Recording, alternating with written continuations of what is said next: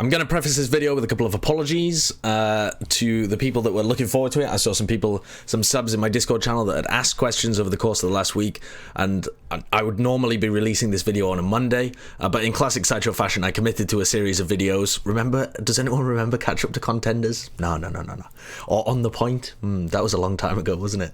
I've done that classic thing where you commit to a series of videos and then don't realize that about the second or third one you're not going to be able to do for like various logistical reasons. So I was doing my visa interview to be able to get back to LA and work on the Overwatch League, so I literally couldn't record one on Monday, and then I don't know, I just kind of left it until now, stupidly. So it's Thursday and you're getting this video now, so there you go.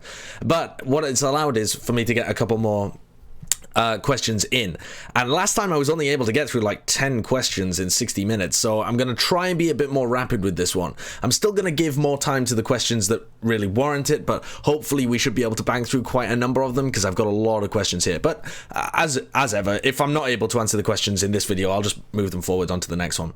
Alright, so the first question, CaptainJamestkink says, what's the most wildly expensive but useless and impulsive purchase you've ever made? And honestly, I'm not like that with money. I don't make wild impulsive purchases most of the time. I think probably the only thing that fits expensive, impulsive, and relatively useless some of the guitars that I've bought. And obviously guitars aren't useless, but I do have quite a number of guitars. So I've got one here which I normally use for practicing whenever I have different tunings. So it's a very cheap guitar. I think it only costs something like 20 or 30 quid, and I just tune it differently whenever I'm learning songs on it, and so I can still use my other guitars to play the whole range of normal stuff that uses normal tuning, which I enjoy doing. But if I really want to focus on one song that has a different tuning, I'll swap between the two guitars, and it just saves having to tune in and down all of the time.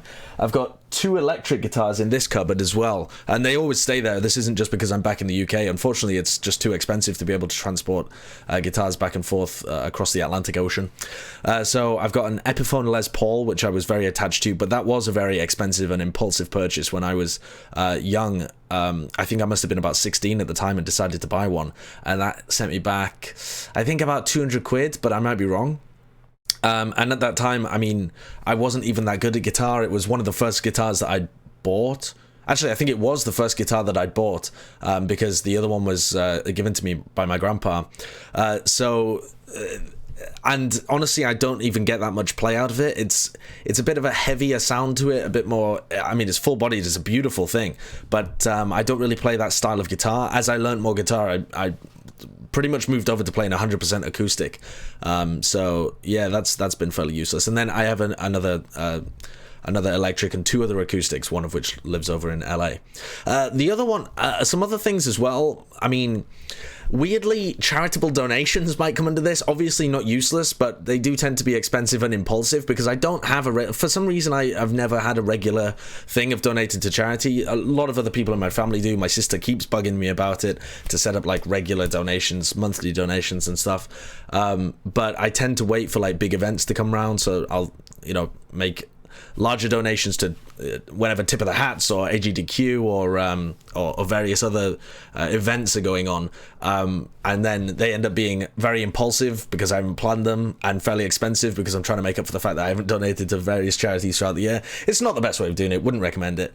Now here's the thing though, I do actually have a funny story relating to these purchases, but not charity ones. But when I was first moving to the US, I really enjoyed playing racket sports. So whenever I'm back in the UK, I play a ton of badminton. Me and my family go maybe 3 times a week, 2-3 times a week normally.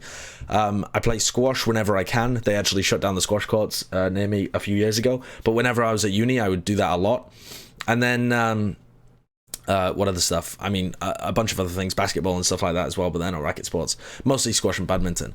And when I moved over to LA, I found that badminton very unpopular compared to its status in the UK. It seems very difficult to be able to find a court to be able to book and stuff. Squash, there was only one gym that had a squash court that I was able to find, which was some 24-hour fitness in Glendale, and then there was like a dedicated squash court that was like for rich people, like in Burbank, that cost, I don't know, like $25 every time you wanted to go for like one go, which is crazy to me, especially if I'm planning to go multiple times a week. And then there was one down in UCLA, I think, as well. And so I went and checked out this 24-hour fitness place because it was the only place with a squash court. And I was like, oh, sick. I can sign up here, it'll be $40 a month, but that's not too bad because I'm planning to go, you know, like maybe 3 times a week. And, you know, that's actually decent value for money at that point. Very decent, honestly. And so I'll be set. Okay, so I was like, all right, I'll get this, I'll be fine. The guy was taking me around and he was, you know, trying to sell me all of these different add-ons, and I was like, no, listen, I'm not even going to make use of your gym. All I want is the squash court. And he was like, okay, all right, that's fine. It'll still be the full price, but all right. So I bought it. I was feeling great about it. I turned up the next time with Bren, and he was like, what are you doing? Like, you both have to be members. I was like, oh, what the fuck? I didn't realize, because in the UK, you just book the court. You don't book each person in. And if you're a member, you can bring somebody else to come and play with you and stuff. So I had no idea it worked like that. And I idiotically didn't read any of the, you know, the fine print or anything. I just assumed that was how it was going to work. So, like some kind of pyramid scheme, I managed to wrangle Bren into signing up for this 24-hour fitness as well to play squash with me. And so, me and Bren both have $40 per month squash subscriptions, and we don't even go that often. I try and drag him out as much as possible. We probably played, like, well, about once a week towards the end of the year, but maybe once a month during the season. So, it has been a thorough waste of money. So, that was expensive, impulsive, and for the most part fairly useless because I didn't have a partner to be able to play with. Formation says, how long did it take you to scrub off enough of your TF2 crust in order to convince Blizzard to hire you? My TF2 crust, actually, in terms of some of the content I've put out there, I did actually have to delete it. There was a bunch of stuff on my YouTube that was just like, it was just jokes in bad taste and stuff like that, and like a bit too much edgy humor back when I was like 17 or something, that I did have to delete some of it. And I don't know. Yeah, we also had to go through my Twitch channel and delete a bunch of commands, because the way that my Twitch channel generally works is that I just give free rein to my moderators, and I trust my moderators, most of them, in fact, including Formation, have a decent sense of humor, and so they'll make some things into commands and stuff like that. But a lot of those had to be deleted because there were quotes from other people, and some quotes from me, actually, that were incredibly inappropriate and just had to go, because otherwise Kotaku would be knocking on my door. All right, Bren says, why don't you respond to me texts? Plus, Josh, LA is so lonely without your fox fur next to me. Oh, whoa. Well, I'm just going to skip straight over that. I feel worse about ending up in LA this week now. Formation says, we live in what might be a neo-golden age for esports in terms of stars. Between Faker in League of Legends and Simple and Astralis in CSGO. He might mean Simple and Device from Astralis in CSGO, but maybe he means the whole of Astralis, because Astralis have been performing at an absolutely unreal level as a team in CS. Okay. These are two games with truly generational esports talents. Do you think Overwatch will ever gain a player of such caliber, like Faker in League of Legends or Simple and possibly Nico or Device in CSGO? And does the game have enough capacity for individual skill expression, given its constant teamfight structure, for such talents to even rise? Okay, this is quite a complex question, honestly. You could do a whole video about this, but I'm going to sum it up, give it a little bit of a summary about it. I think if a player of such caliber was ever able to arise, they would have to be measured by different metrics compared to other games. In League of Legends, the meta does change, but as far as I'm aware, I'm not a big League of Legends fan. I haven't really watched many games of it at all. As far as I'm aware, the overall play doesn't shift too much. You tend to have, here's your mid, your bottom, your carry, whatever. I don't even know how the roles are structured, but as far as I'm aware, the roles tend to be kind of the same, right? And only some slight meta modifications in terms of the roles that are actually being played. The roles in Overwatch do change quite a lot. I mean, if you go from a single healer composition, and then you have goats and stuff, and then you have dive, it's not just the heroes that you play differ, but actually your role can differ massively. Like if you're a DPS player and then you're on Brig, I mean, this is such a massive shift in terms of your role that any kind of truly elite generational esports talent player in Overwatch would either have to be on a role that doesn't change so much and still has incredible impact throughout a bunch of different metas, or you'd have to measure them by metrics such as their success within teams or how well they played compared to their competition on that certain role, and rather than like as a whole. And even then, I think it's a very good point that the Overwatch might not even have the capacity for as much individual carry potential, because only certain roles really have that carry potential. We're only just now starting to see a meta where main supports can have that kind of carry. I don't think there's ever been a meta before like GOATs where your Lucio or your Mercy can really hard carry a team fights, whereas they certainly can in GOATs. The flex support as a role, you know, way back when wasn't thought of like that. Then Ryu Hong introduced Ana and started to get that kind of motion going. Then we switched over to Zen's being very heavily in the meta, and now obviously it's a very powerful role, and now people really are respecting flex supports. But stuff like D.Va, really impossible to be able to tell. I mean, what happens if Fury goes on to be by far and away the most winningest player in the whole of Overwatch, but it's still very difficult to tell, like, is it really him? Is it the players he's playing with? Like, maybe he played with Prophet and Gesture and they were winning for an incredibly long time, but then Fury moves over to NYXL and they end up dominating. Was it really that switch of the player? Can you really give all of the credit to him? I think easily at the moment, the players that you would look at as this generational esports talent, as in the potential ones, are Prophet and Gesture. And at the moment, Gesture's Rein. This is again the kind of situation that comes into play. Although Gesture was fantastic on Winston and fantastic on Orisa, his Rein isn't up to par with the other incredible tanks in the league. And so do you have to rule him out for that? Possibly. Prophet seems like a decent one. He's on DPS, which allows him to shine. He has enough individual skill in the roles where he can carry games rather than just being a supportive DPS player to other people. And he's got an incredible amount of championships and has been able to take teams to wins. I mean, Apex Season 4, then APAC Premier, then the Overwatch League as well. So he hasn't really lost a major tournament this whole time, unless you consider each individual stage of the Overwatch League to be a major tournament, which I don't think is really valid. So I certainly don't think that it's like CSGO, where you can have a player that just, through sheer force of will and their own incredible talent, can dominate a game. Overwatch doesn't work like that. It doesn't have a laning phase like League of Legends where you can outplay your opponents and build up more strength for yourself in the late game when it actually comes to team fighting. It's a game of constant team fights, and a number of those team fights you are going to be at a disadvantage because of the ebb and flow of the ultimate economy.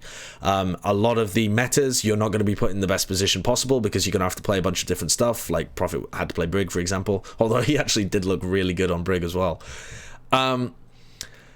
So I don't think Overwatch is going to be a game where we can really talk about individual players dominating. I think, although people say this a lot across a lot of team games, oh, it's about the team, it's about how the team works, I've never personally seen an esports game as team-centric as Overwatch. And the reason for that is because you are having direct team fights over and over and over again. There's no kind of scaling, there's no way of differentiating yourself in these team fights other than the ult economy. I think it's so much down to how you interact with your and the fact that the abilities are so much more powerful in a lot of metas than the aiming component. So yeah, I think we might end up talking about transcendent players or greatest of all time players in Overwatch, but a lot of that will come down to the winningest players rather than who's actually incredible on an individual level, because it's so difficult to pull that apart from the team. Precoixious asks, where does Sideshow come from? The name Sideshow.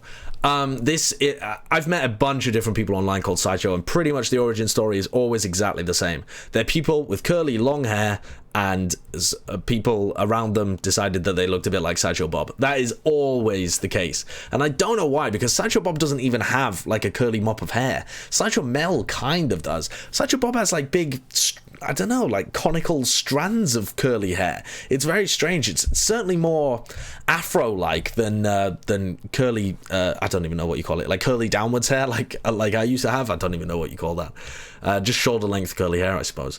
But yeah, that's where it came from for me. I actually used to go online by Small Fry, which is a terrible, terrible name. And I don't know why I ever picked it. And then one of my mates at college, And it wasn't like a big nickname with everybody. Just basically one or maybe 2 or 3 people at college would occasionally call me Sideshow, just because, yeah, they thought I looked a bit like Sideshow Bob. And so I thought it was a fairly fitting name to go by. CaptainBanter says, how do you feel about Florida playing May almost consistently? I don't know whether you caught my Twitch clip where I was saying, why is it always the shit teams that think they know the meta more than everybody else? And having reflected on my on that outburst a little bit, I think that I came to the wrong conclusion early on. Although because I think even like the assumptions I made at the beginning, that the principles that is based on is wrong. Because if the good teams were trying something and felt like they did have a read on the meta, everyone else just tends to copy, so that just becomes the meta. So even in a sense, to have anything meta defining or have something that only one team excels at, you have to not be the best team. If you are the best team and you play like very solidly with your team and have a bunch of teamwork and stuff like that, it's not going to be a unique strategy.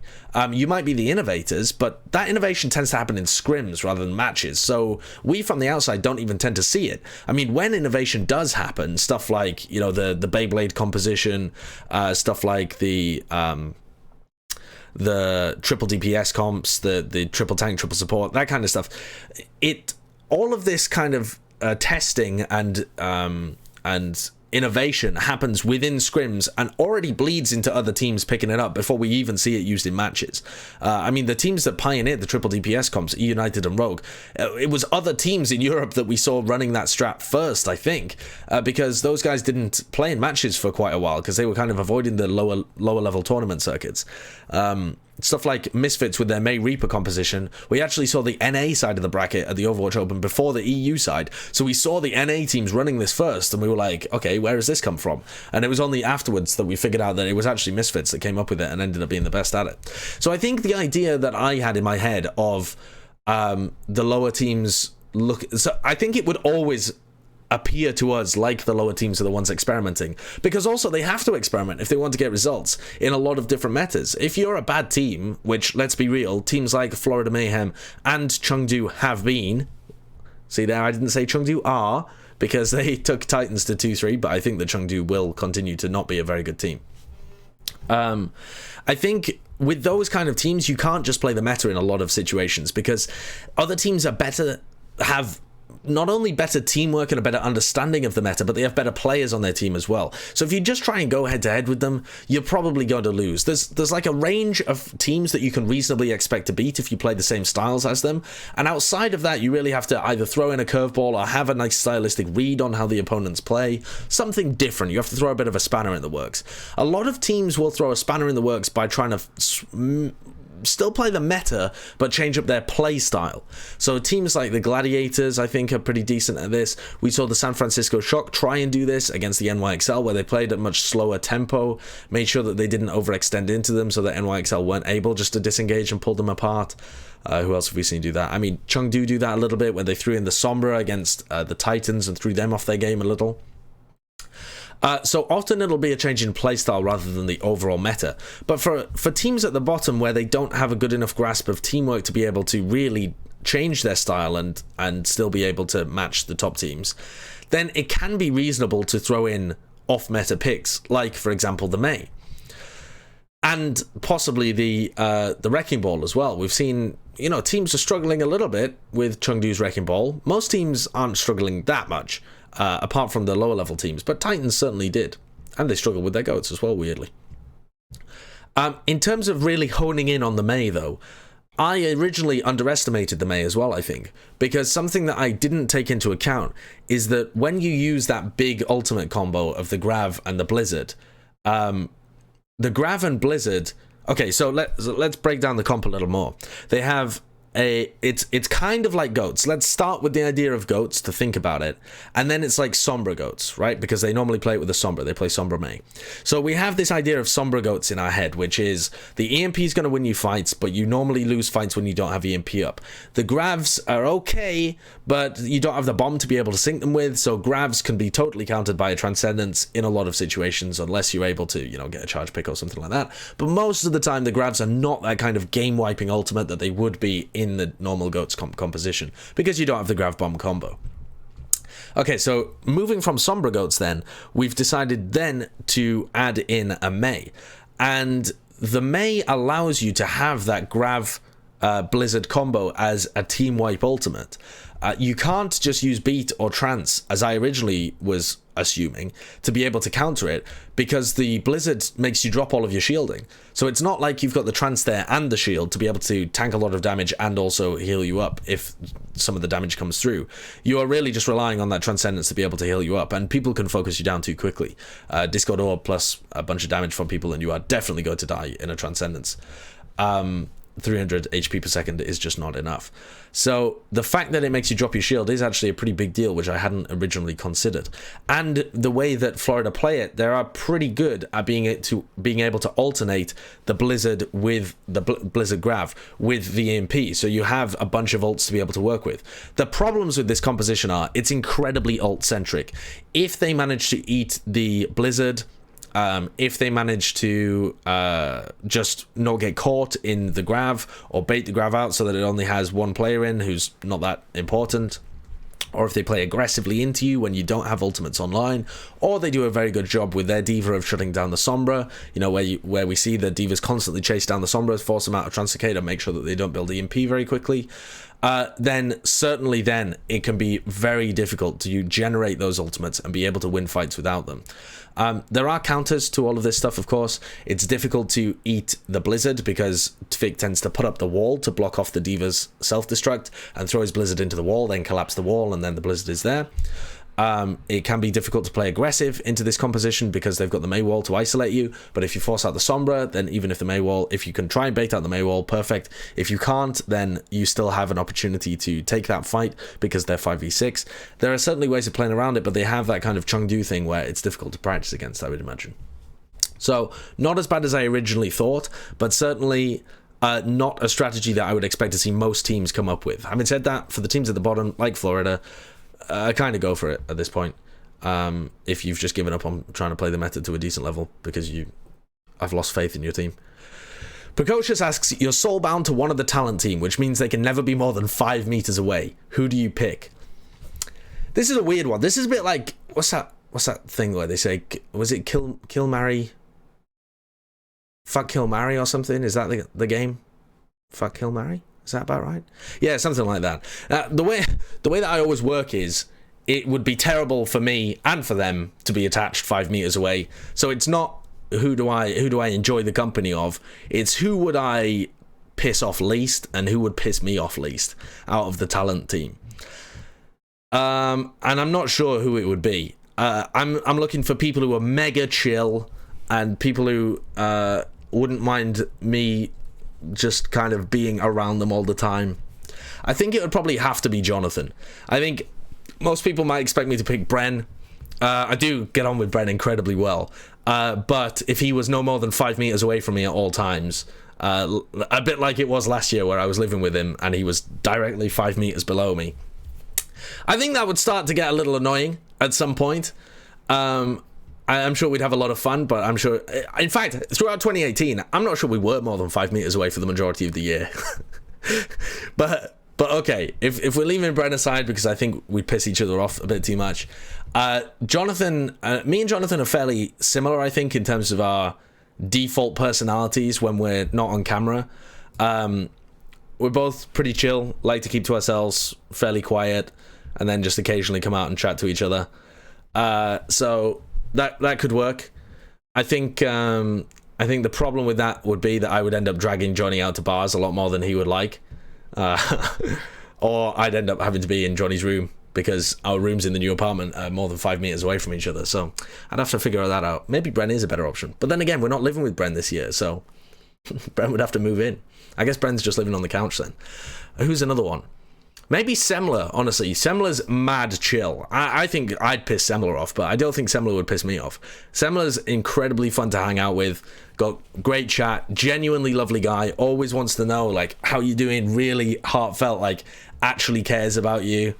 And super chill. Yeah, just very, very, very French in that way, where he's just like, you know, doesn't really care what's happening, just rolls with it. So yeah, he'd be a decent pick as well. Feskir says, can you please make a Johnny the Wise-like intro when you get on stage for the first time this stage?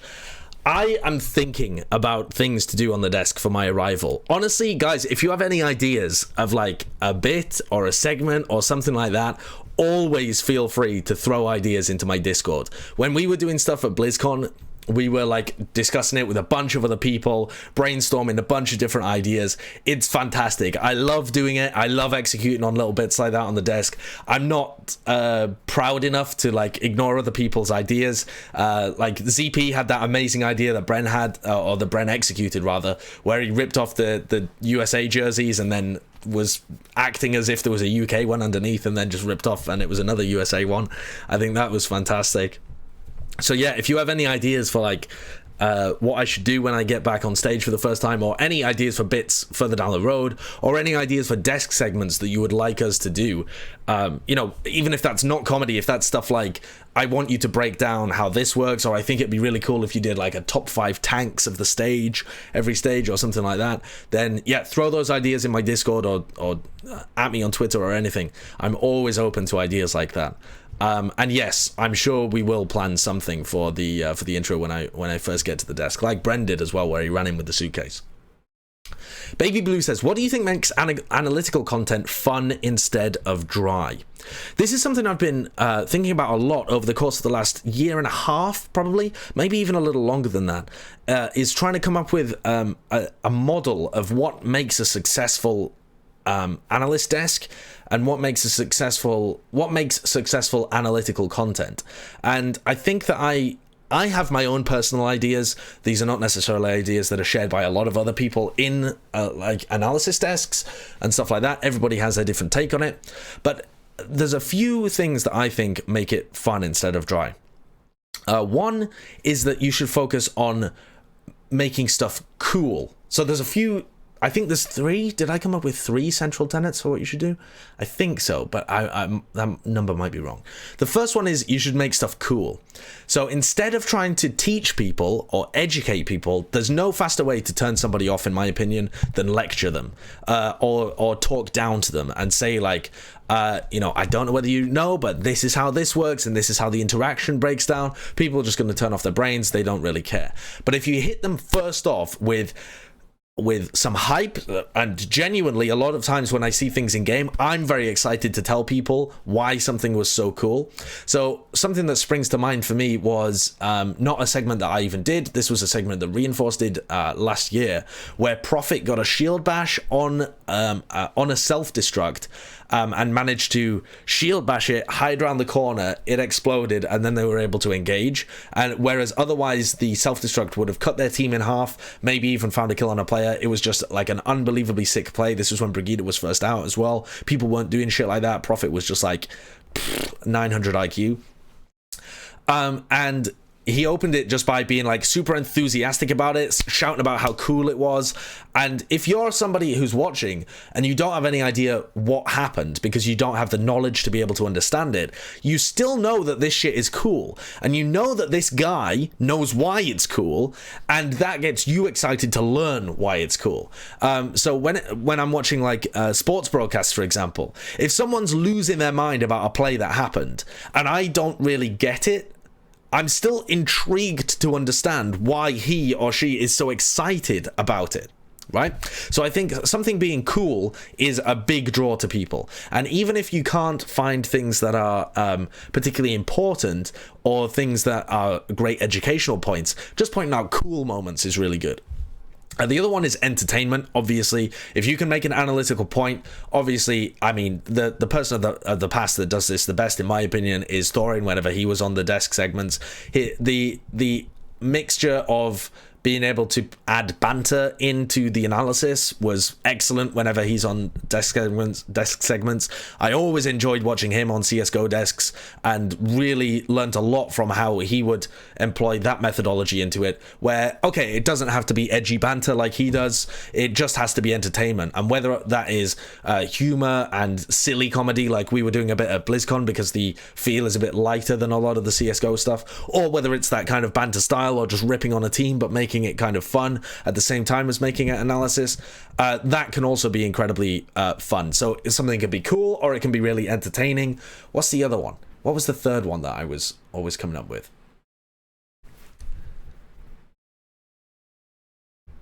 Do you know what? I can't remember. There is another thing. I was writing an article about it a while back before I got picked up for Overwatch League, but then it just seemed silly because I was writing an article about my own work. But anyway, I think another central thing is just not making it too educational. So making it cool or making it oh, that's the other thing, right? Yeah, that was the other one. So it doesn't have to be cool and it doesn't have to be entertaining. It can just show that there is depth in the game. I think this is another thing that makes analytical content intriguing. Maybe not fun, but certainly intriguing rather than dry, is when you take something that people would otherwise assume is just mindless and you show that there's real deep strategy going behind it. So you're not even showing the pieces on the page so much like a chess game, but you're tapping into the coach's head or the player's head and saying these are the mind games that were happening between these two people. And that, I think, can be really engaging for viewers, because there is an assumption that things are just kind of brainless unless they understand why things work like that. For example, when I'm watching rugby, it can be very easy, if you've never seen a game of rugby before, to just think that this is a war of attrition between two teams and they're just slamming into each other, and then, they plant the ball down for the next person and they slam into each other and they plant the ball down for the next person. But there's a lot of a lot more strategy than that goes into it. And when I watch games of rugby with my mates who are very much into it, I become the pleb that doesn't really understand the game that much. And my two best mates in the UK who have watched and played rugby at like a university level, I think one of them played for the England team at under something, or trialed for the England team, I don't know. Anyway, he knows a shit ton about rugby, and so he'll explain to me like, okay, they can't invest too many people into this ruck because they have to keep people out wide because this team is very known for bringing it out wide very quickly, or this team, they have to drop a couple of their players deep in the defense on this one because this is a team that likes to do short kicks. They have very fast wingers, so you have to drop people deep and you can't invest too many people in the line. So because you have to drop people deep, this allows you to go much heavier on playing an aggressive impact game because you've already won the mind games. So stuff like, if we tie it back to Overwatch, this team is forced to run Winston Goats on the defense here. They are forced to play a worse composition because they're scared of Hangzhou Spark playing DPS. Hangzhou Spark don't even have to play DPS, but the Valiant are so scared of it, they have to play Winston Goats, and that just allows Spark to come out on Ryan and roll them. And the idea there that there isn't, that you are telling the viewer there's more to it than they see. There's stuff going on behind the scenes. You're kind of opening their eyes a bit to the coaching or the mind games between the two teams, or this player knows that this ult is online, so he has to adapt his movements in a different way. And if you can talk about the mind games going on and the decision-making processes of the teams, that kind of strays a little bit into cool territory, I suppose, but it tends not to be very dry. You're not just explaining what happened, you're explaining why it happened. So those are a few of the ideas that I've had over another one that I'm going to try and do a lot this year is coming up with more segment sections. Because it gives people an idea of what to predict. If you have a segment that's like Malik's On Point, where you know that if you see the intro to Malik's On Point, you know he's going to be doing an interview with a player. It's going to be Malik's laid back, chill style. You're going to enjoy it. You're going to learn a little bit about the player. It's going to be fun. Every time you go to a halftime break, you don't really know what to expect. It could be a breakdown. You could see some insight. You could just see like a fun segment. You don't really know. So I think BlizzCon worked so well because every time someone was tuning in, they were expecting a fun segment. The pre-game shows in 2018 worked well because you knew that we were setting up, all the important narratives around the game in the pre-game. But something I would like to do more is more segments, like here's Sideshow's stat of the week or something, and you know that you're going to get like, here's going to be a cool blast, or here's Sideshow's the fans have wrong opinions or whatever, where I just blast a fan, not blast a fan, but blast some Reddit consensus for 5 minutes or whatever. You know that you're going to get some entertainment, some insight. And attaching a brand to those segments means that it's more likely that people will tune in because they start to know what to expect rather than just thinking everything's kind of dry. Urkel81 says, how much do you know about data analysts in OWL? I'm studying computational math and using it in esports would be great. I know very little. I'm going to be real here. I'm not going to spend too much time on this question because I'm not the person to ask. I know that most teams have data analysts. I don't even know what data they really have access to be honest. I know that Captain Planet helps us a lot with data analysis and statistics. But I would suggest, if you are really interested in this, to try and get in touch with Captain Planet or Ethan Spector, who works... is that his name? Yeah. Yeah, I just forgot his name there for a moment. Who used to work with the Philadelphia Fusion doing that role. Mr. Bleeple used to do it for Boston. I'm sure there's a bunch of other people, but I've just forgotten them at the moment. Anyway, there's almost every team has a data analyst, I think.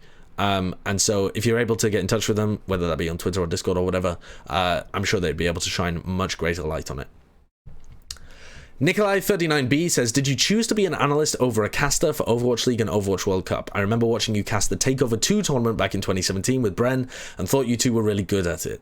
Did you decide to be an analyst instead, or was it more just what you were offered? The TakeOver 2 tournament in 2017 was with me, Bren, Uber, and Jason Kaplan, and they actually mixed us up quite a bit. They had Uber and Jason Kaplan at the beginning together, and then they had me and Bren together, and then I think as we got later in the tournament, they decided to have me and Mitch together, and they had Jason and Bren. So they just mixed the two. I mean, they took Mitch and Bren, who were the two play-by-plays, and me and Jason, who were the two colors, and they just swapped the teams around, the pairs around a little bit.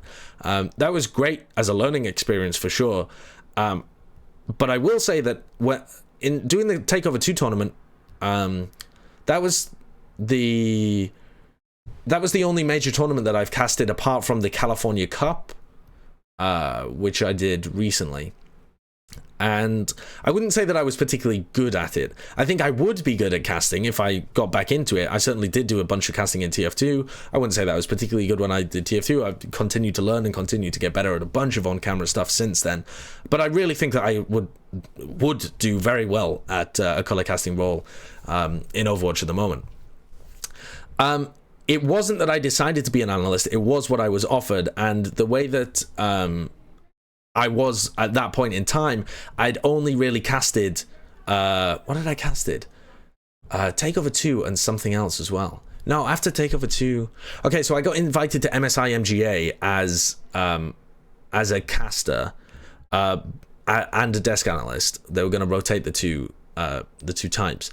But I didn't get to cast at that point. I was going to cast with Mitch, I think, with Uber.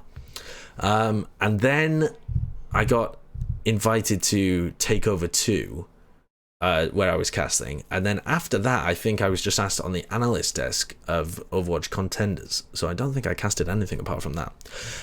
But basically, in a rambly way, my point there is that I really don't have much experience casting Overwatch, or didn't at the time have much experience casting Overwatch. I obviously have a shit ton of knowledge about Overwatch, but it does take some time to be able to get in the swing of things from a casting point of view. You can't, even if you're a good desk analyst, or even if you're like Bren, who did a bunch of casting on the side as well, you can't just jump back into casting and be exceptional at it immediately. You'd have to do you'd have to get back into the swing of things as it went on. And my style at the time was much more centered towards being an analyst. I knew all of the team's histories. I knew, I was a very analytical color caster as well.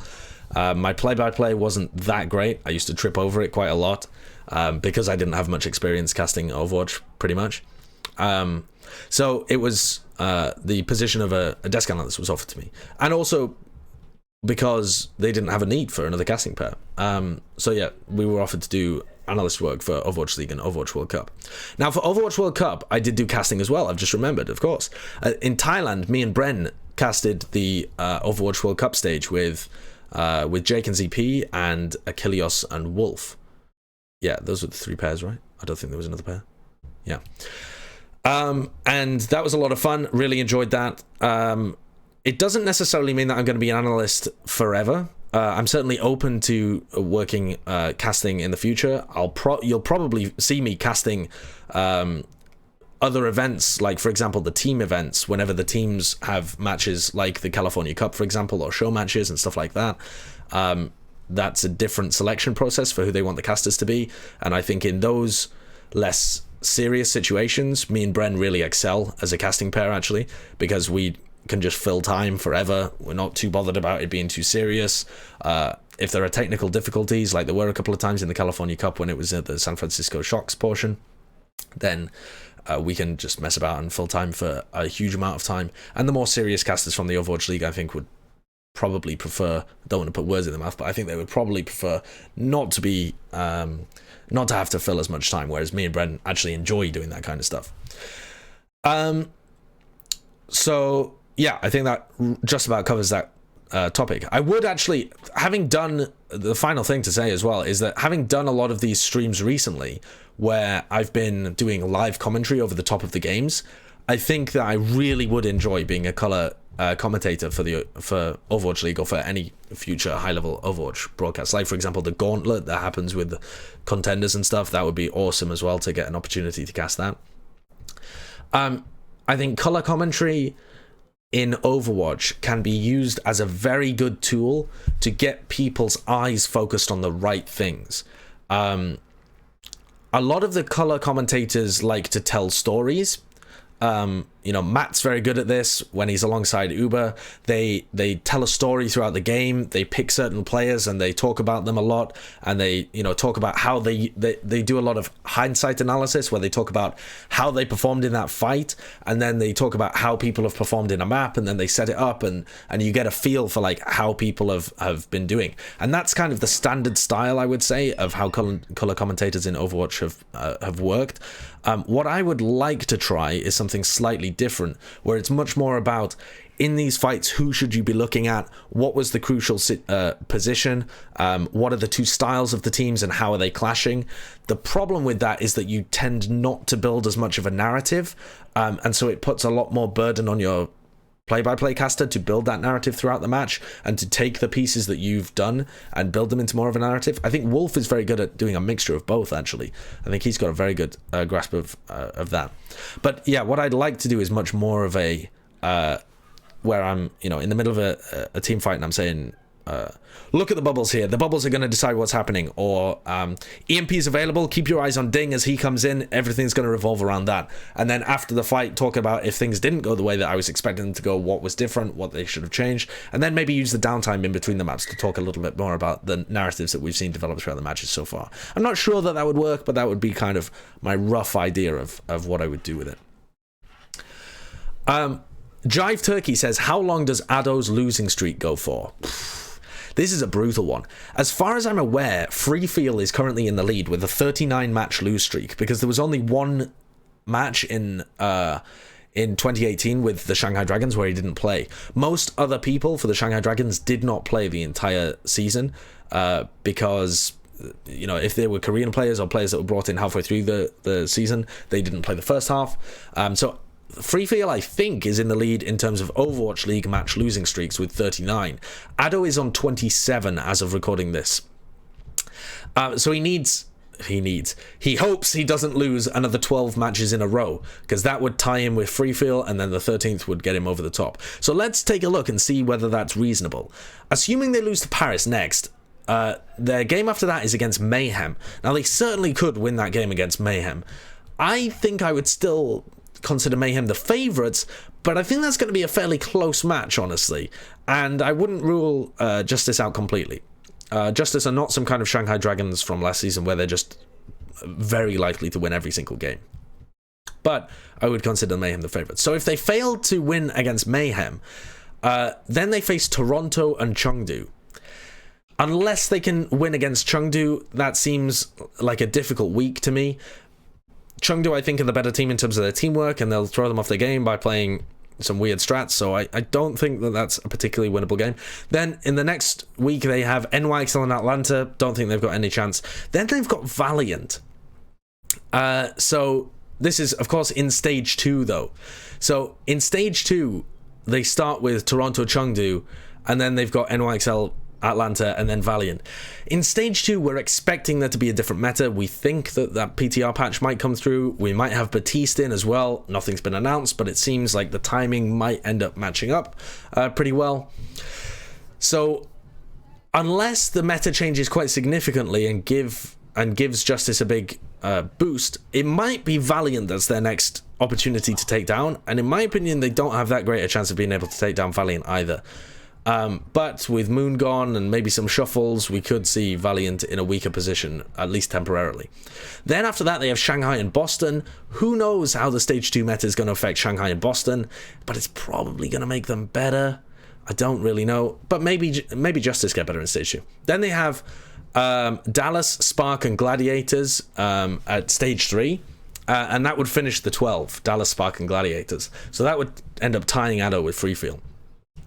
Then the 13th match that would allow Addo to overtake Free Feel in most matches lost in a streak in Overwatch League would be London. And then they have Houston. So it's possible that they might be able to get a win against Houston. I mean, if we're looking at it now without knowing whatsoever what the meta is going to be in Stage 2, it seems likely that their best chances of winning are Mayhem, which would put Addo on a 28 match loss streak, Chengdu, which would put Addo on a 30 match loss streak, Valiant, which would put Addo on a 33 match loss streak, maybe Shanghai or Boston, but then it would be Houston, which would put Addo on a 40 match loss streak. So it could happen that Addo ends up being the most losingest player in the Overwatch League. I hope it doesn't. Poor Addo. I mean, the guy does not deserve this. He's actually a pretty talented player with a bunch of potential. Just for his sake, I hope they trade him to another team, but I don't think that's going to happen. Addo on Dallas would be really interesting to see how that would work. What's another team he could go to? I don't know. But yeah, I hope that he doesn't get stuck in that situation. Okay, here's a potentially dangerous question, but I'll try and navigate it as reasonably as I can. Pandos, and the only reason really that I'm addressing this, because it is a little dangerous for me to talk about because I don't have all the information, and it's quite a touchy topic. The only reason I'm addressing it is because he keeps asking over and over again, and I mean, a lot of people will be interested in it. Pandos says, what do you know about adderall usage in the league, and what are your thoughts on the topic? Now, I know nothing about adderall usage in the league, and my thoughts on the topic are that it's actually fairly complex because a bunch of people do have ADHD and will be prescribed Adderall, and that always complicates the topic, right? Of whether or not it should be talked about as a performance-enhancing drug and tested for and stuff like that. It seems likely to me as esports becomes more professional that we will end up testing for PEDs more intensively in the future.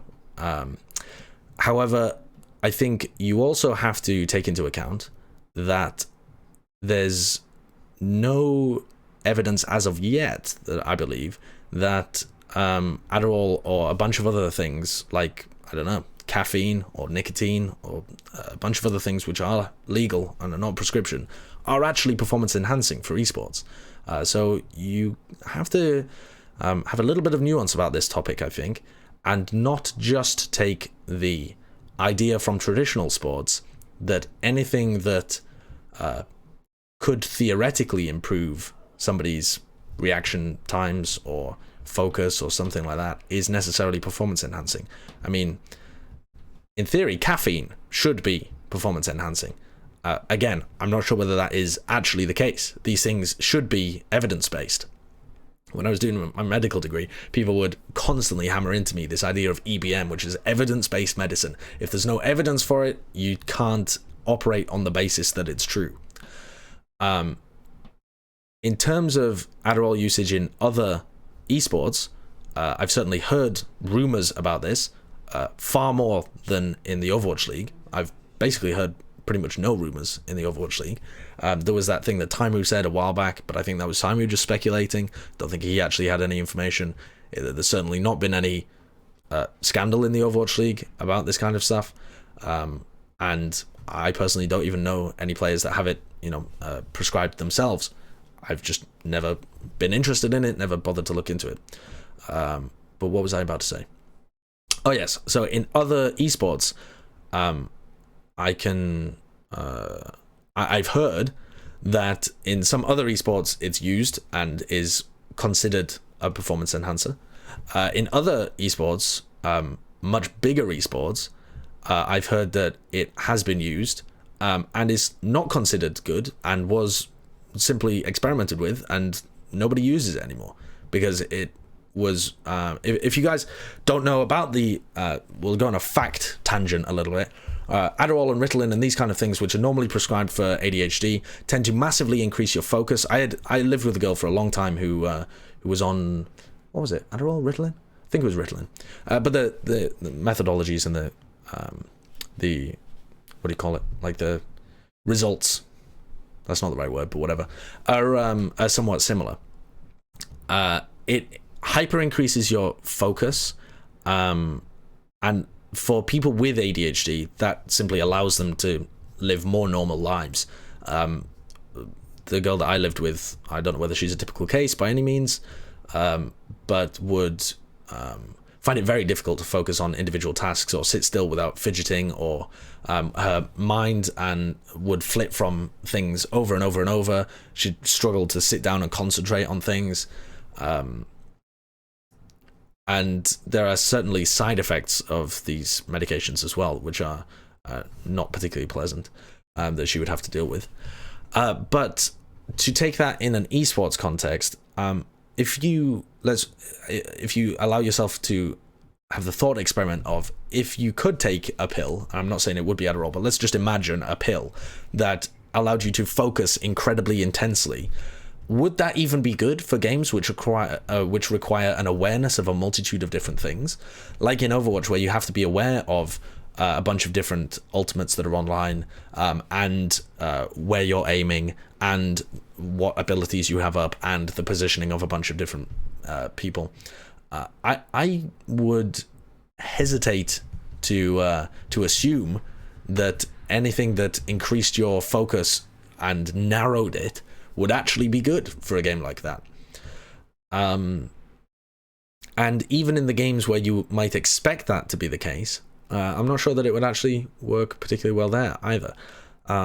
So if we're talking about this in the context of the future for esports as a whole, and not just the Overwatch League, the idea of PEDs is certainly something that will need to be explored as more money and more professionalism enter the scene, and we have these kind of circuits, and there will inevitably be people that try and cheat. That's just the way that humans work. Certainly most people will try and cheat, I think, or most cheaters will try and use, mechanical advantages like hacks and stuff like that. Certainly a lot of esports have had their run-ins with stuff like that in the past. And the Overwatch League does a very good job at clamping down on that, making sure that the peripherals come from the league and they're all checked and there's referees behind them and all of this stuff. I've never heard any kind of scandal or rumor or anything that there's been any kind of stuff like that involved in the league. But also, I think it's important to take into consideration that there needs to be a lot of evidence base behind this kind of stuff before you start clamping down on it. Particularly because, as I said, there are some completely legal, drugs. That's what nicotine and caffeine and stuff are. I suppose alcohol as well. In some places, cannabis is legal. So there are a multitude of legal things that wouldn't have to be prescribed, that you would also have to take into account, rather than just the prescription stuff, if you were really to try and tackle PED usage. And at this point, I don't think it's a big enough deal to warrant much attention. Okay, having potentially fucked that right up, let's move on. Fantabulastical says, what kind of balance should the OWL casters analysts strive for when it comes to casual fans versus ones who are more invested? How do you provide satisfactory content for such a broad audience? This is very difficult, isn't it?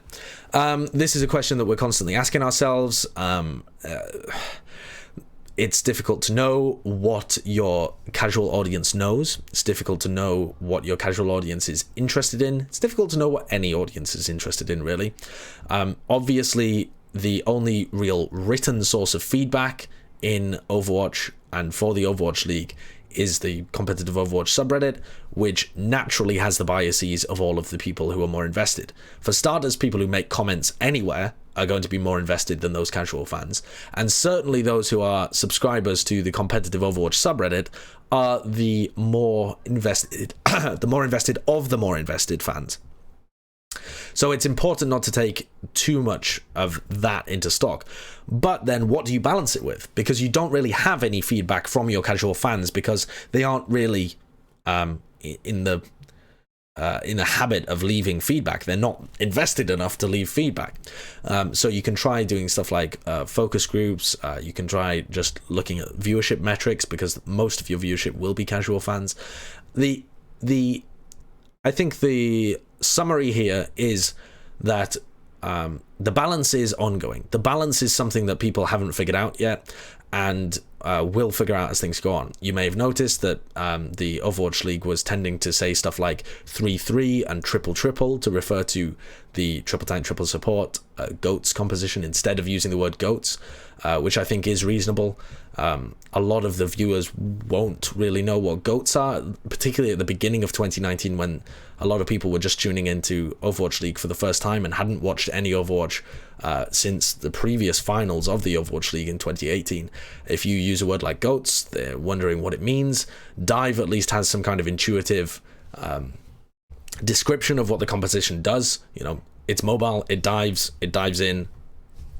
GOATs, it's a GOAT. No. It's the greatest composition of all time. No.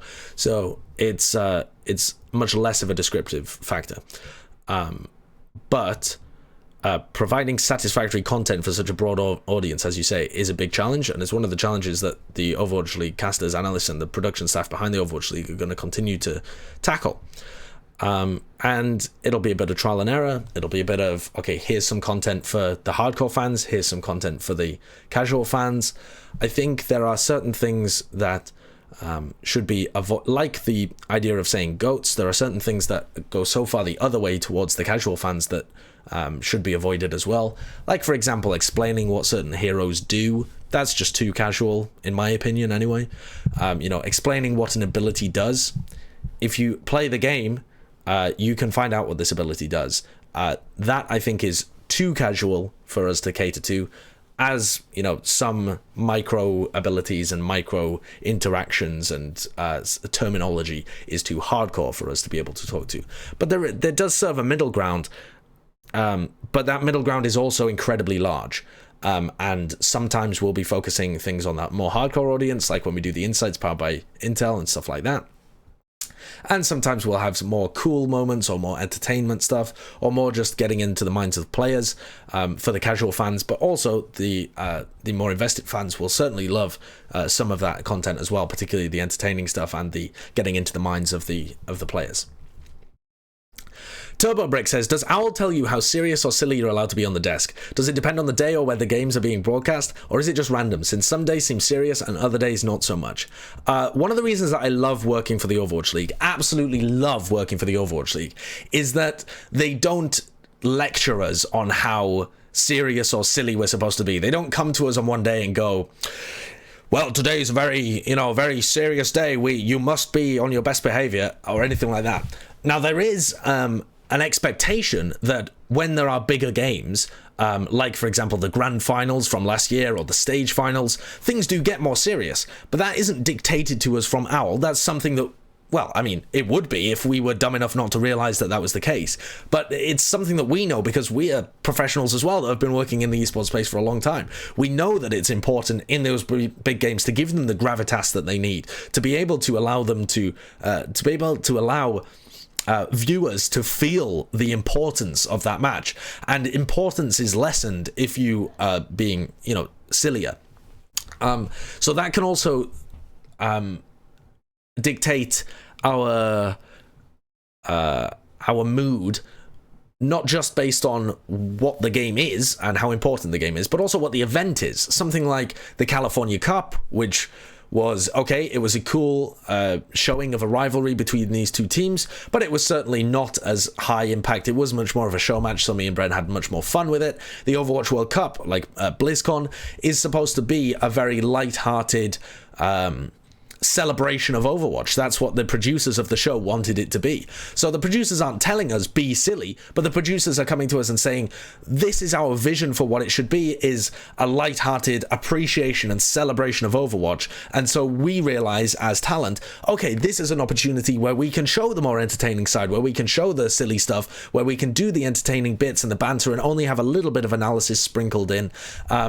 And we don't really have to focus on other things too much. It can be a bit more like, okay, Bren's the maniac that just thinks the UK are the best team in the world, you know, stuff like that. So it's not that they... and also, because TurboBrick, your question says, does it depend on the day? The day-to-day variation in how silly we're being or how serious we're being can depend on the matches. Like, for example, if there's a big NYXL versus Shock game, obviously we're not going to be too daft in that game, or if we've got some entertaining segment planned, we'd rather run it in another game than in this one, because we want this one to have the gravitas. But it can also just be random, depending on when we come up with the funny bits. I mean, we don't just have... I mean, actually, I do. But we don't just have a massive stockpile of bits that we pick from all the time. A lot of them are spur of the moment. And so... some days will just be full of inspiration for doing these sillier bits, more entertaining, more funny bits. And so we'll insert them on those days. And other times we'll come up with the bits, but we'll think, okay, today's probably not the day, you know. We've already done a lot of entertaining segments. This next game coming up could actually be pretty huge. Or it'll be a halftime segment. Like, for example, Titans Chengdu. You get to the halftime, you thought the game was going to be a roll, so you've planned something very light-hearted and like fluff to add in the middle just to keep people entertained. But actually, it turns out the game's pretty sick. And now, instead of running with that segment that you had planned, okay, throw it out the window, save it for next week when we can actually, you know, have a game that we need to pad out with some entertaining content. Today, we need to focus on Eamon absolutely dunking his big fat balls in Bumper's mouth. So that's, you know, that's kind of some of the thought process that goes into it. Precoixious asks, will you have to restrain yourself once you're in LA, even off OWL broadcast? So it kind of ties into the previous question from TurboBrick. I will certainly be restraining myself compared to my normal stream. I won't be saying stuff like Eamon just dunked his big giant balls in Bumper's mouth when I'm on the desk. That would be very inappropriate. There are certain standards of professionalism which apply to the Overwatch League, which certainly don't apply to my personal stream. There are sponsors that we wouldn't want to upset by having that kind of tone or those kind of discussions on the desk or in the halftimes or stuff like that. It's a much wider audience as well. The audience has tuned in to watch the matches. They haven't just tuned in to watch me. They're not aware of what my brand is. They don't want me acting like a dumbass in front of them. They've just tuned in to watch the matches themselves. So yeah, there's a certain level at which I will be toning it down and changing my style for when I'm on the Overwatch League. But when I'm off the Overwatch League broadcast and when I'm doing stuff like you know, the After Dark stream that I said I might do after certain days on the Overwatch League, or when I'm doing VOD reviews, I'll still do this kind of stuff where I'm still just talking, you know, pretty openly with people that have tuned in, because I know the people that click on my stream know what they're getting into, or even if they don't like it, they don't have to watch it. It's not the only portal to be able to watch the Overwatch League matches. So there isn't that same kind of expectation of professionalism in that sense. And people come to it for the entertainment, for the kind of more, not really edgy, but more like more straight, a little bit edgy kind of banter and stuff like that. Okay. So we're nearing time, but I'm going to bash through some more just to try and get through as many as possible. Precoixious asks, how do you feel you would fare as a coach? By the way, shout out to Precoixious, because actually asking some absolute fire questions over the course of these 2 weeks. How do you feel you would fare as a coach? I get this question quite a lot, actually, especially when I'm doing VOD reviews. I'm personally not arrogant enough to believe that I would be a fantastic coach, at least not straight out of the gates. I think the way that Okay, so let's start back at the beginning. A bunch of people involved in analysis have the belief that analysts of games can know as much as players and coaches. I don't think this is true. I don't think that an analyst who watches all of the games can have as detailed understanding as a coach if they are the same like level of intellect and understanding and put in the same amount of hours. For example, Jane is a great example because he went from doing the kind of stuff that I do, the VOD review stuff and watching all the matches and stuff, maybe not as intensively. I don't think he watched every game and knew all of the backstory of all the people. He didn't have to. He was streaming, right? He wasn't actually working for the Overwatch League. I'm not meaning that in any way of a knock on the guy. And then went and worked for the Dallas Fuel as a coach. I would bet some very good money that Jane knows a lot more now that he's worked with Dallas Fuel than he did when he was working, you know, by himself doing VOD reviews. Because anything you can do from the outside, like as an analyst, like I am, you can do a lot better when you have access to hours upon hours upon hours upon hours of scrims and footage. You can run your own experiments in scrims and see how things work out. You can talk to the players and get their insight on how things are working and get insights and snippets from them that they wouldn't share with people outside the team because they don't want to give away secrets. You can see how other teams are playing and learn from them, and you can have different views and angles, and you can listen to the communication inside of a team. You have access to so much more information that it would be impossible for you not to be better if you were a coach, and sometimes if you were a player. The problem with players is that if you're a player, yes, you have access to all of that, but you're not really thinking about that. You haven't come at it from that kind of angle, and most players are not great intellects, honestly. Most players, if you're not, you know, like a Jake or an Avast or a lot of the other guys that put a lot of time into really thinking about the game, like EQO, Neptuno, I always love talking to those guys, have a great mind for the game. A lot of people are just know their role very well and don't even think too much consciously about their role and the decisions they make. They kind of feel it. It's more intuitive because they've played so much. They know what the best decisions to make are, and they just make them without thinking. And if you ask them to articulate their thought process, they might fail, or they might explain it in a very poor manner, or they might not even know what their thought processes really are because they're not conscious. They're just kind of, they've practiced so much that they've ingrained them into their unconscious, and that's why they're so good at being able to make those decisions like split second, because they don't really have to think about all the consequences. They just know, I've been in this situation before, this was the correct move, let's do it. Now, I do think, though, that I would be a decent coach if I had some time to get into coaching. It might be something that I go into in the future. I think I would have to abandon a lot of the axioms that I've built up as an analyst and kind of relearn the game in some sense as well. I would be relying a lot on the players at the beginning as well to learn how team communication structures work, how the team is modeled. I'd love to learn from another head coach and stuff like that. I do think it would be something that I would be successful at. I do not think it would be something that I would be successful at immediately, and I don't think that I would be one of the greatest coaches of all time either. I think that I have a pretty good understanding of the game, but not a great one. Yeah. The Leogend says, which team do you think will have the greatest disparity between success in GOATs and non-GOATs, and why? And he says in brackets, Paris is a bit of a cop-out, but if you actually think that, I'd be interested in why. I realize as well that I say he a lot, but I have no idea whether the Leogend is male or female. I know a couple of people called Leo, so I just assumed that it was male. But there you go. They said Paris is a bit of a cop-out, but if you actually think that, I'd be interested in why. Now, I do think Paris is the team that jumps to mind immediately. Famously, I had them at 17th in my overall end of season power rankings. Monty loves to bring that up and act as if it was my stage 1 season power rankings. Certainly wasn't. But I wouldn't have rated them that high, honestly. I would have rated them mid-table in stage 1 because I was expecting the other teams to be better at the beginning of the league. And the teams have certainly gotten better now. I mean, the rest of the pack has caught up to Paris, and now Paris are much more of a middle-of-the-pack team, but they're still above average, I would say.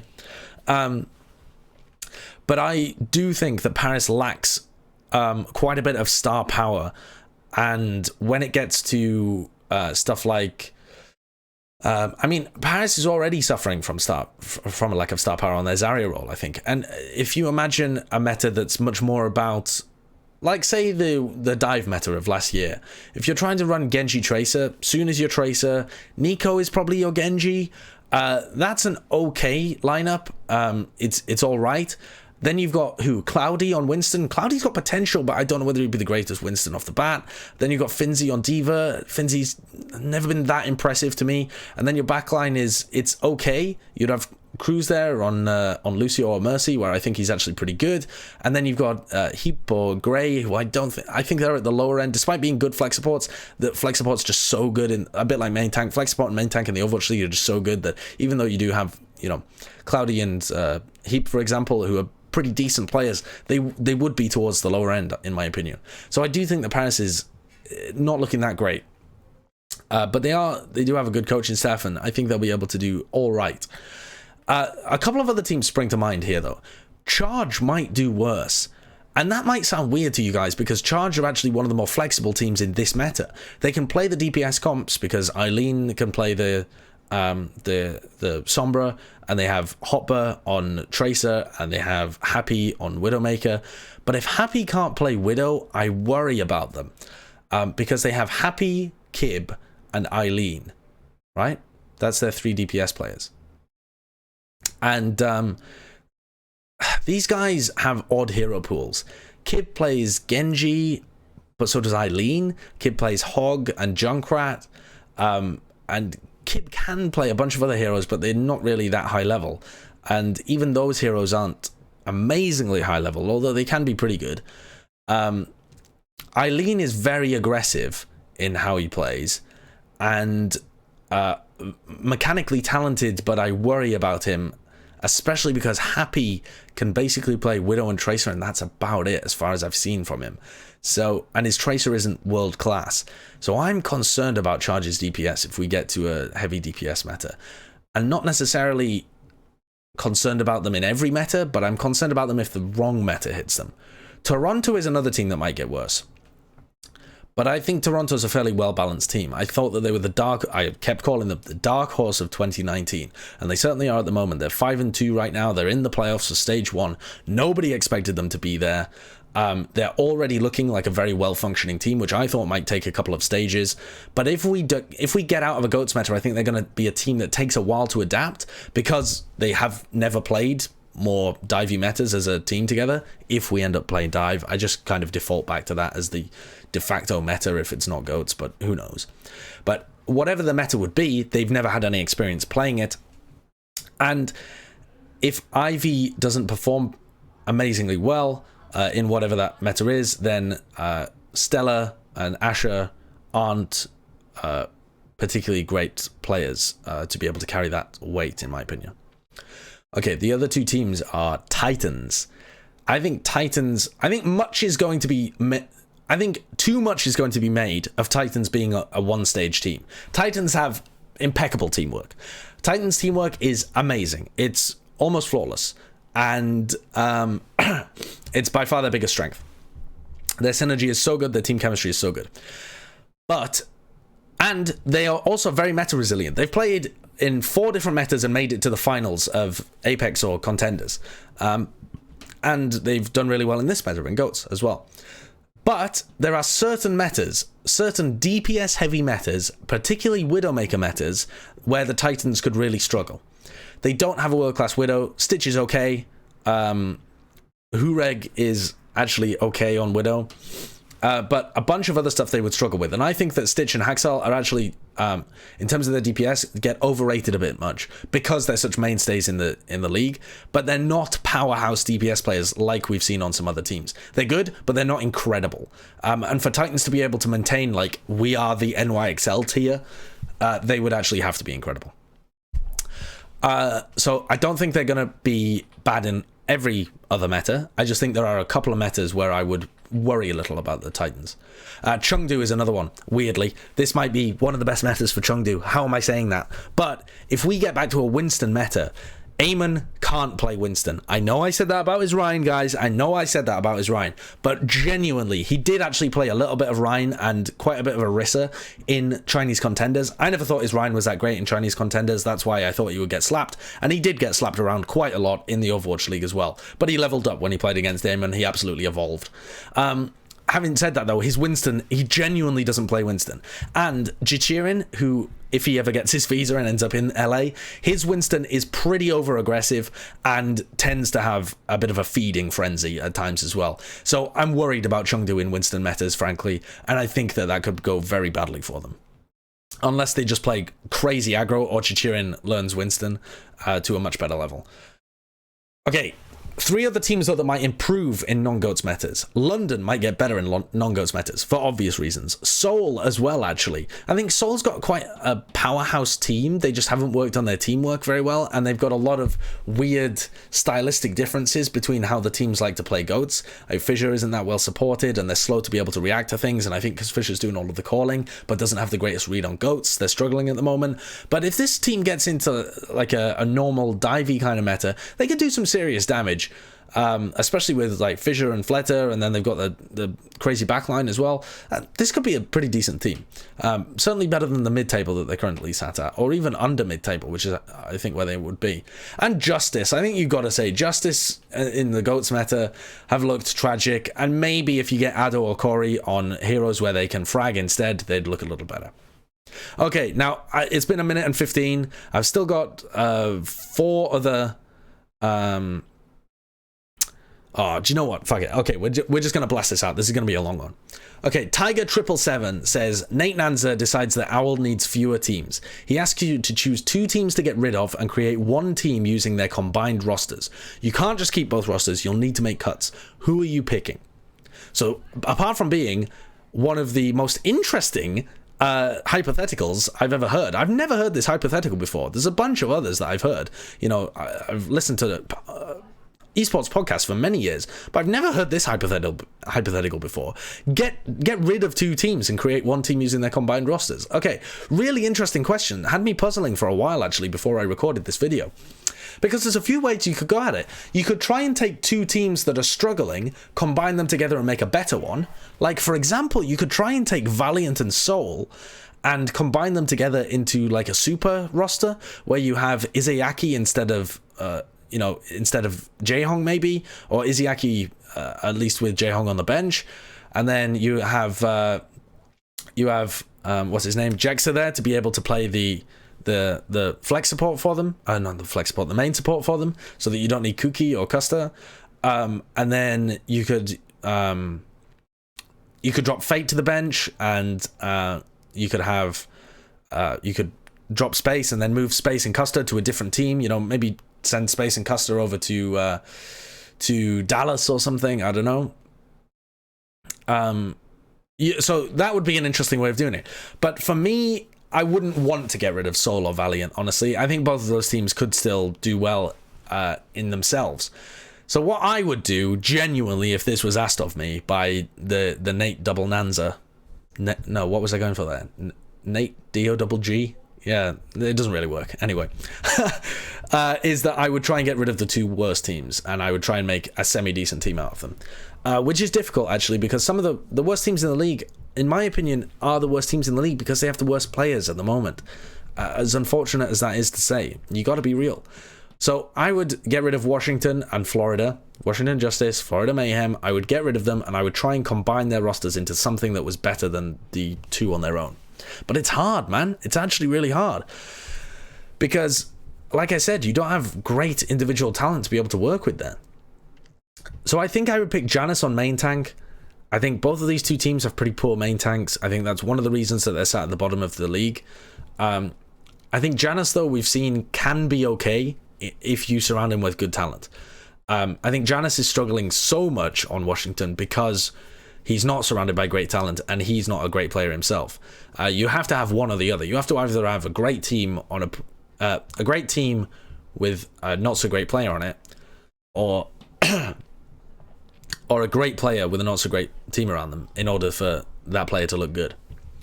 So I'd have Janus on main tank just because I think SNT and Swan have looked really poor so far this season.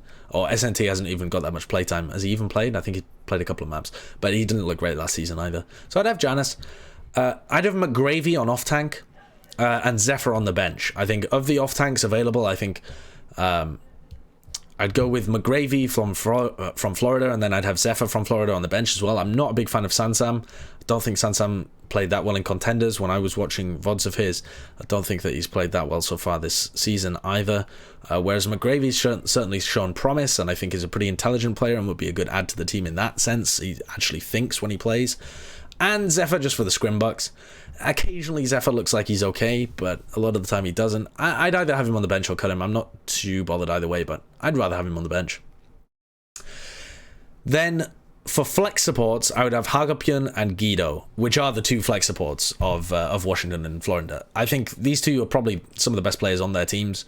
Hagopyun, I think, is one of the weaker flex supports in the league, but is actually still fairly decent, and I think gets a bit of hate for how he underperformed on London, and Yiska especially doesn't think this guy's any good, but I think he's actually pretty decent. I think his calling in the past was pretty good alongside closer. His positioning was always okay.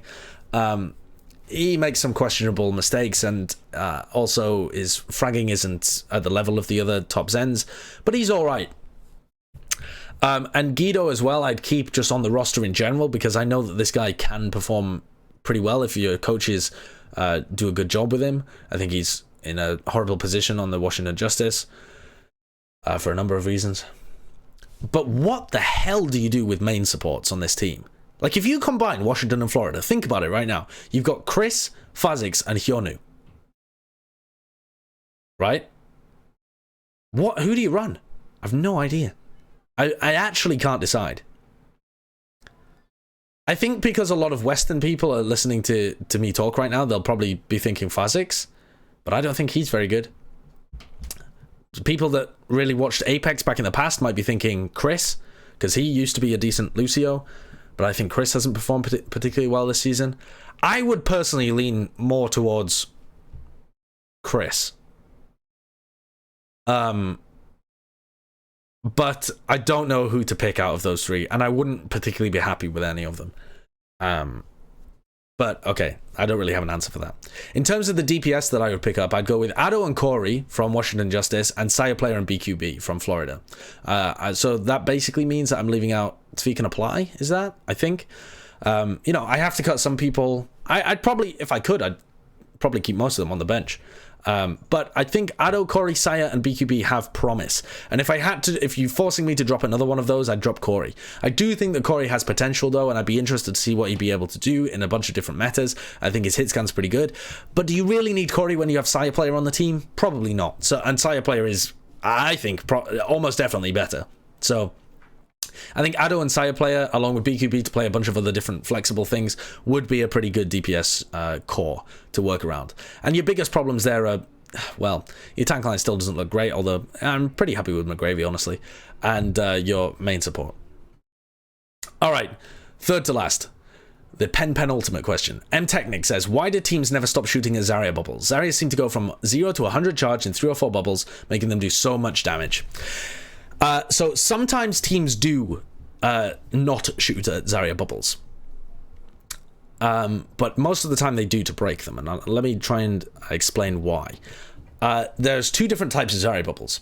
One is to gain charge, and you'll see that at the beginning of fights, teams will use their projected or use their personal bubbles, and they'll walk forward a little bit just to get a little bit of spam, and then they'll back off. These are the kind of bubbles that teams tend not to shoot at. If you see that a Zarya is using bubbles and they're not in a position to engage, you try not to shoot those bubbles because you're just denying charge to the enemy Zarya. Now, sometimes it's not possible. There's a lot of projectile damage in the game. You want to spam a choke point because you want to put a lot of poke pressure on the Rhine shield, on the players, so that you soften them up for the fight. That's more important than not hurting the Zarya, than not charging the Zarya. But if you can, you try not to shoot those Zarya bubbles and you try and deny them charge. And you actually do see that a lot in GOATs, when teams first have that first opening cycle where they're not even trading Rhine aggression and they're not playing the neutral, as Super would say. They're just trying to generate charge. You will see people not shoot those bubbles.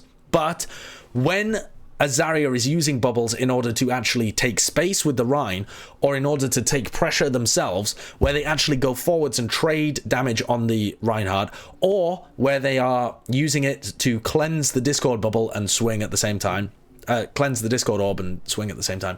In these situations, it's better to burst the bubble, because it only takes 200 damage to burst the bubble, and then everything else is damage onto that target, and you have a narrow window of time to be able to do damage to that target. So if you just allow the Zarya bubble to exist as long as it completely can, they are going to be able to get a lot more damage on you than you are on them. But by breaking the Zarya bubble, you are opening up an opportunity for you to do real damage to your opponents, and get that Discord orb back on them and stuff like that whilst they're still in a vulnerable position. And the only downside to that is that you give the Zarya 40% charge. And in GOATs, your Zarya is going to have 40% charge as well. And the accepted way that this composition works is that Zaryas are very powerful. And so it's not really important. It's more important to get damage on that target than it is to worry about the Zarya. And obviously, if it's the Zarya themselves that's used the personal bubble, you're going to want to break that to do damage to the Zarya to force them to back off in order to have an advantage as well. So basically what it comes down to is that most of the time doing damage to somebody is more important than denying a Zarya charge. Actually doing damage is a very underrated thing in ladder. People will often say like, oh, why are you feeding them ults? Why are you feeding the Zarya charge when people are spamming? But if you have coordinated spam and what you're doing is you're forcing abilities out of your opponents. You're forcing them either to run through choke points and take a bunch of damage, and then you have the advantage in terms of health in the fight, or you force them to use healing abilities and all sorts of different stuff by poking, or you force them to dive into you because otherwise they would just sit there and slowly die. So this is a concept that a lot of people in like Plat and Diamond and maybe even Master don't understand very well, and they end up just being like confused and trying not to shoot their opponents to try and deny ult charge and try and deny Zarya charge, and then they just get shot at, and then they have low health and they have to back off and they lose, and they're like, why didn't that work? So yeah. Jason says, is the Count Shadula himself, referring to Eamon, actually one of the strongest Ryans in the league, or is it mostly fan hype? I gotta be real with you guys here. I think it's mostly fan hype. I think the narrative built around it, the fact that we were going nuts on the stream, made it seem like this was the new coming of Jesus, but I don't think it is. I think that we shouldn't expect Eamon to be this good in future matches. It's very possible, though, that his Reinhardt has been improving massively. I've heard stuff from other people who've been playing against him in ranked and stuff like that, where he's been playing a ton of Reinhardt in his ranked games, so maybe he's been putting a lot of focus in that. He did play a bit of Ryan in Chinese Contenders, but spoiler alert, it was bad. It wasn't good. I've seen a bunch of people who love to go on Reddit and they're like, why did everyone think his Reinhardt was going to be bad? Of course his Ryan was going to be good. I watched him in Chinese Contenders and it was really good there. No, it wasn't. It was poo. His Reinhardt in Chinese Contenders was not good. And it's only because a lot of main tanks in Chinese Contenders are also poop that he looked okay. I mean, go back and watch those VODs, please. I did a ton of review of this guy. Some of it on stream? No, I don't think I did actually stream it. But his Reinhardt was not good. So if any of you guys are in the comments section now about to rag on me for not watching Chinese Contenders, I watched a ton of this guy playing Ryan and it wasn't good. And I watched a ton of this guy playing Ryan whenever he played it at the beginning of the Overwatch League, and it wasn't good there either. He was getting rolled over by a bunch of people. I mean, who did Chunky play against? I remember him being rolled over by Fisher, but I'm sure he was rolled over by a bunch of other people as well. Let me just look that up. Because some of them were not kind of like monster Ryans that you would expect. So these games, so he played it against Rio and got smashed a couple of times as well when he was playing against Charge, but honestly, Charge looked terrible in that game. He got totally dominated whenever he tried to go play the Ryan on Rialto against Seoul. When he was playing against Florida as well, there were numerous times in that match where they went Ryan and ended up losing to Florida Mayhem, where you're losing to Swan on Ryan, which is not good. And even in that matchup, which should be even, or certainly if Eamon was one of the best Ryans in the league, they should have been bopping Florida Mayhem on Ryan v Ryan Goats, but they weren't. Their wins were coming in the maps where Chengdu were running the Wrecking Ball instead. When they played against Shanghai, Gamsu absolutely bossed him around when they were playing the Ryan over and over and over, right? Okay, so do we think that Eamon has suddenly gone from being a Ryan that Gamsu and Swan can walk over to being the best Ryan in the league? No, I don't believe so. It's possible that he's improved a lot and has really been working on it, and it's possible that the team as well have really been working around him on Reinhardt, but to consider him one of the best Ryans in the league, I think is fan hype until proven otherwise. I would be quite happy to say that Eamon does have one of the best Ryans in the league if he ends up pulling it out and they do well in the future.